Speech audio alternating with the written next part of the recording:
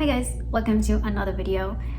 If you're new here, welcome to Enchanted Bookends. I'm Ankita and I talk about books on my channel. I read all genre of books. However, I haven't been reading a lot of contemporary science fiction and non-fiction lately. It's just a phase, I read whatever genre I am in the mood of reading.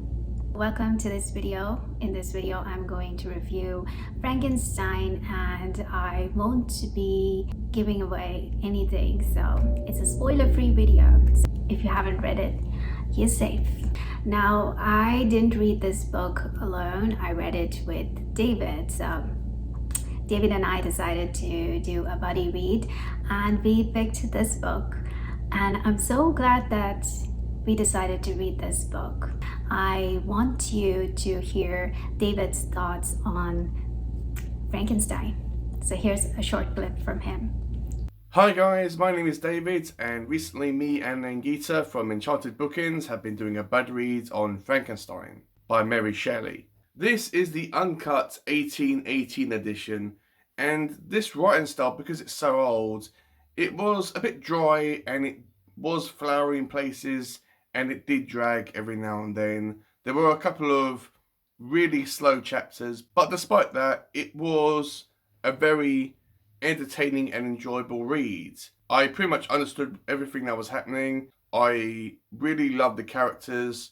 I really love this story as a whole. It's a really unique approach on racism and social isolation. This isn't Boris Karloff in Frankenstein. Forget everything that you know about that movie. It's really tragic how this monster is separated from humanity purely because of how he looks. But the monster isn't violent. He abhors violence, but he's forced to become violent because everyone has been scared of him, and he's like, well, if everyone's accusing me of being this monster, then I might as well become a monster.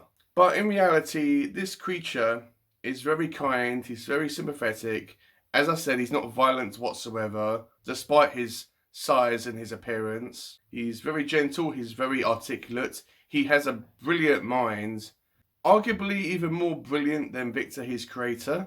And it's a tragic story about how this individual who looks a bit different is trying to get by in life like we all are, but he's held back on something that he cannot help, his physical appearance. And Victor also falls under this category as well. He's not this all-powerful person who is trying to be like God and trying to create life just because he wants to feel that he is God. He doesn't know his creature and he sees him as a monster. But this is a classic, and it's a classic for a reason. It may not be everybody's cup of tea, but I would at least recommend that you give it a try. So with all that out of the way, let's just go straight back to Ankita now. Those were David's thoughts on Frankenstein. Thank you, David, so much for sharing that with us. And if you want to see David's entire review of Frankenstein, go ahead and check out his review on his channel and subscribe to his channel as well. I will add a link to his video in the description box below. Before I jump into the review and tell you about Frankenstein and my thoughts on it, I want to let you know that we read the 1818 text and not the 1831. In case you're wondering what I'm talking about, Mary Shelley wrote this book 2 times. So when it was first published in 1818, it rattled Victorian sensibilities. Yeah, sensitive Victorians. In 1831, Mary Shelley published another edition of Frankenstein to please the Victorian sensibilities, the delicate Victorian sensibilities. I really wanted to read the 1818 text because I wanted to know what might have disconcerted the Victorian sensibilities. And honestly, not a lot of things disconcert me when it comes to classic literature.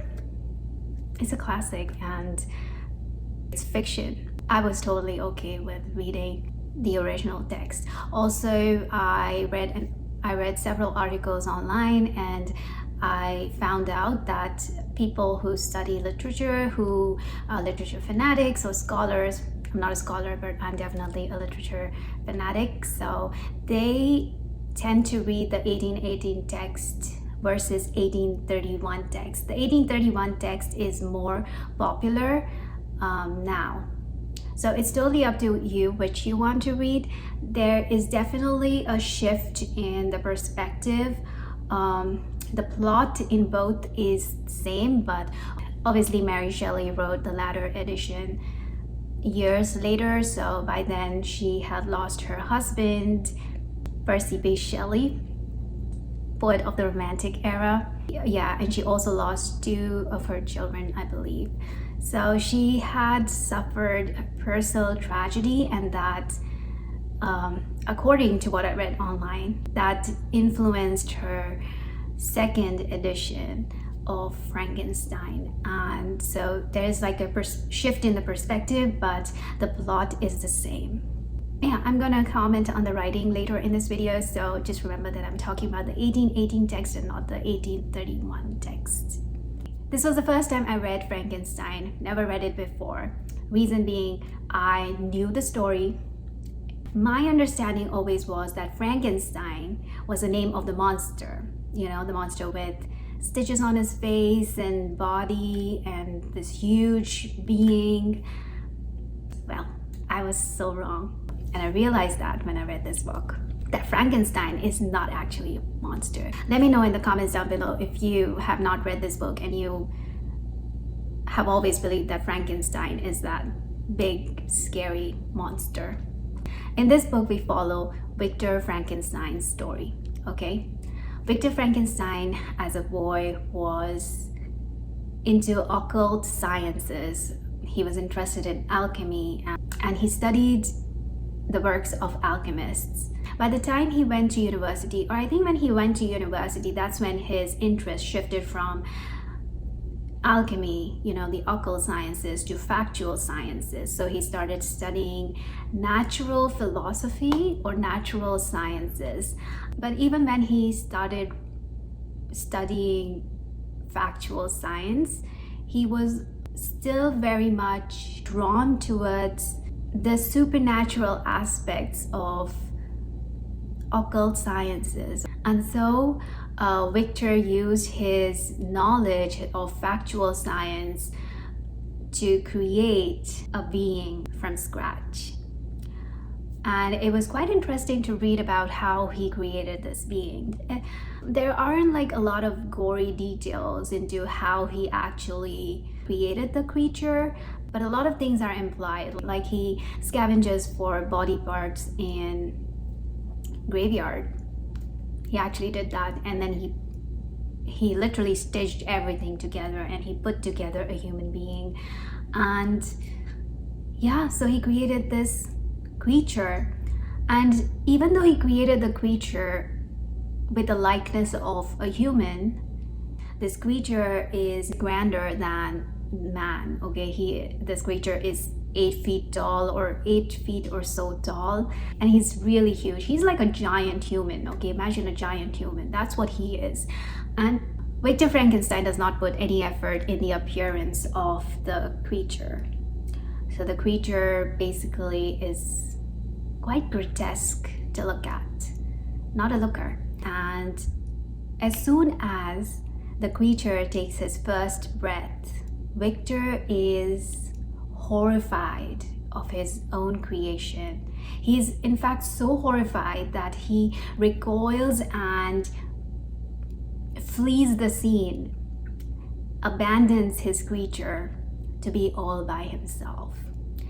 And this incident, this act of creating the creature and abandoning him, these 2 actions set into motion cascading events which lead to a series of unfortunate events and that lead to misery and melancholy. So now you know, Frankenstein is actually the creator, the scientist, and the creature does not even have a name. So Frankenstein is a tragic tale full of misery and melancholy. Okay, which was not surprising. I knew the story was going to have a tragic end because several years ago, when I first time and the only time watched Edward Scissorhands with my family, my mother or my sibling, someone commented saying that this is so similar to Frankenstein. And if you haven't watched that movie, it's a really good movie. I really loved that movie, but I cried. I still remember crying in the end. So let's talk about the character of Victor Frankenstein, who is not the monster, but the creator, the scientist, okay? He is so flawed, and he reminded me of Hamlet. Because, you know how Hamlet is also miserable? If you haven't read Hamlet, I'm sorry. I'm talking about Hamlet, Shakespeare's character Hamlet from Hamlet. He is a miserable prince, okay, who is surrounded by misery, but he fails to act, fails to do anything to improve his situation or of those around him. Similarly, Frankenstein, he is miserable, but he fails to act upon it, and he fails to take responsibility for the creature. A lot of his actions are questionable. He's consumed by his misery to such an extent that he cannot see anybody else's misery. Victor Frankenstein believes that nobody can be as miserable as he is. So yeah. Like I said, I love the storytelling in this because we get to hear Victor's side, and then we also get to hear the monster side, and we get to know his struggles, how he struggles after he's abandoned, and he's basically trying to figure everything out. But we learn that the creature is quite intelligent, and I would say Victor Frankenstein is a perfect character to study and to analyze in depth. I mean, come on, he abandoned the creature and he did not even deem the creature worthy of naming it. And then he goes to the extent of blaming the creature, not only the creature, but also his own destiny for his misery and misfortunes. So this is basically a story of monsters. One who looks like a monster and who turns into a monster because of circumstance. Another one whose actions are so monstrous that they are just unforgivable. Speaking of genre, whatever it is you call it, I don't know which genre this one falls under. I know it is marketed as horror. I know it is marketed as horror science fiction. It would be wrong of me to dismiss it as not being a horror or science fiction. There are definitely some aspects and sub elements in this which fall into those categories, but this felt to me more like it's a psychological horror than grotesque, gory horror, you know, like in the face horror that would keep you up at night. You know, you won't be haunted by the thought of the monster being you visit in the middle of the night. No, I think the psychological and the behavioral aspect in the story is what was scary. Let's talk about the writing in this book. This book was written 200 years ago, right? 1818. It was written 1818, so more than 200 years ago. Obviously, the language is nothing like what we use now or what you would find in contemporary fiction. It's very different, it's very dense. So the 1818 edition begins with 4 letters, and these letters are what I found to be the most difficult to get through. They are dense, but the chapters in this book, okay, where you actually start following the plot, was not difficult to follow. It was quite interesting, in fact. To me, I love seeing how people used to express years ago, like 200 years ago in this case. I love that. I love that about classics, you know, that we get to see how different the language was back then. It definitely did impact my progress. My progress was very slow, but I will say I love the language. I really liked the way Mary Shelley has expressed, or all the characters express themselves in this story. I really liked it, and I found that the language did simplify as the story progressed. So if you're not used to reading classics and you are new to classics, I would definitely say that this is not an easy read, but the plot is not too complex. But I thought this story was simpler, not as many characters. I gave this story 5 stars. I couldn't give it less. I think this was right up my street. First and foremost, a woman wrote this story 200 years ago. How many horror authors did we have? Women authors did we have back then? So yay for that. And I love a good character. Now, by a good character, I don't mean a character who does good, who is perfect. No. I mean a character who is complex and whose actions are thought-provoking, and this definitely is a book that will keep you thinking. It's a really good book to reflect upon. Again, like I said, Victor Frankenstein is a really good character, a perfect character to analyze. And what is more interesting is that Mary Shelley wrote this book 200 years ago, but it is still impactful today. Read the story and let me know if you don't feel moved by it, and if you don't end up feeling really strongly about the events and the characters in this book. Again, another technicality that I liked in this book is the contrast between the scenery and the events in the book, the horrifying events. The scenery was so beautiful and stunning. This is set mostly in Geneva, the Swiss Alps, and some of the plot takes place in Germany. I think it's called Ingolstadt.